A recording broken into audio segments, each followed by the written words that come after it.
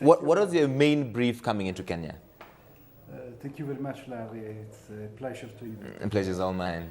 Well, this is what we call an interim mission, which had to prepare the work for what will be the more important mission, which is a review mission, which will take place in September.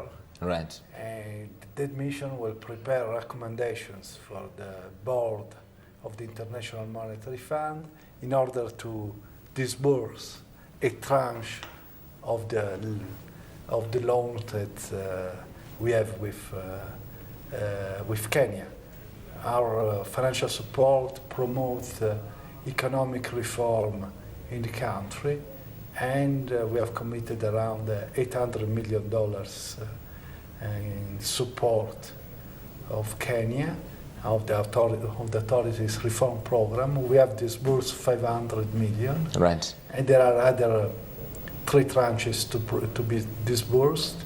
On the basis of the result of the mission in September, we'll make recommendations for it. Because the review of that loan is coming up. Yes, in September. In September. So there are biannual reviews, so there will be 3 more reviews under the arrangement. We'll get back to that loan in a bit, but I want to get from your perspective, the Central Bank's Monetary Policy Committee here yesterday, reducing our central bank rate by 15 basis points to 16.5%. What did you think of that? Actually, we think that it was a good move. It was the right move. That is justified by the fact that the trend on inflation is on a clearly declining path. It's an important result because, only 6 months ago the situation was radically different. The central bank had to hike interest rate to bring inflation under control. It took some time, but this shows that good policy produce good outcomes, and that's important. Now the central bank will be in the position to gradually ease its monetary policy stance. This should translate in a gradual decline in interest rates in a low inflation environment that will benefit the Kenyan economy. So it looks fine at this point, but the central bank did admit as much. Our current account deficit is still significant. And in fact, some of the members of parliament you met were wondering or concerned if the IMF might withhold funding to Kenya because of deteriorating debt. Yes, the external current account is still large. There are signs that actually monetary and fiscal policy have worked in the right direction, and there are signs that the external current account might be narrowing, which is a good news in a sense. No, we do not think that Kenya has accumulated an excessive level of debt. I actually believe that, in particular, the external debt of the country is sustainable. It's a level which we have done some studies that even under negative assumptions on the international economic environment and on interest rates, even if shocked, the country would still be in the conditions to pay back its obligation. All right. This does not mean that we should forget about it and accumulate debt as much as possible. No, yes. We need to be very prudent and maintain the current level of indebtedness and possibly improve on that. I need to talk about 2 things very quickly. One is the GDP. Our economy grew 3.5% in the first quarter. I don't know what the IMF is projecting, considering the central bank and rather the Ministry of Finance is thinking of somewhere around 5.2%.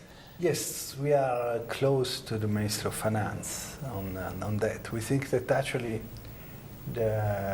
apart from the figure of the first quarter, that right. might reflect some special factor, the momentum in the economy is a favorable one. particularly if you compare it what is going on in the rest of the world. Right. 5% would be a very good result. Is that sufficient? No, it's not sufficient. It would be much better to grow faster, but that's something on which we'll have to get. In fact, we believe that actually the momentum of the economy is favorable. Yes. Kenya has been resilient, and it's good result. Speaking about what's happening in the rest of the world, the eurozone crisis is obviously on the top of that. And how much do you think we're exposed, or the likely impact on that for Kenya? Clearly, Kenya is exposed. The point is that so far Kenya has been resilient. Nevertheless, there are major risks. Think about tourism.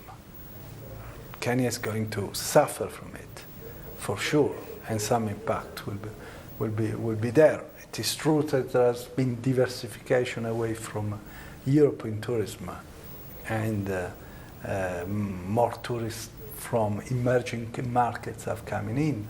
But sometimes there are risks also in emerging markets, and that would be the real problem for Kenya if even emerging markets, a country like Brazil, China, right, India, starts to grow less, and that's. As we finish up, overall, do you feel, given the time you've been here, the government's policies are in the right place and we're making the right progress? Very shortly. Well, the government has made important progress in economic reform. In particular, we are happy about the approval of the public financial management bill, bill in Parliament, which is very important.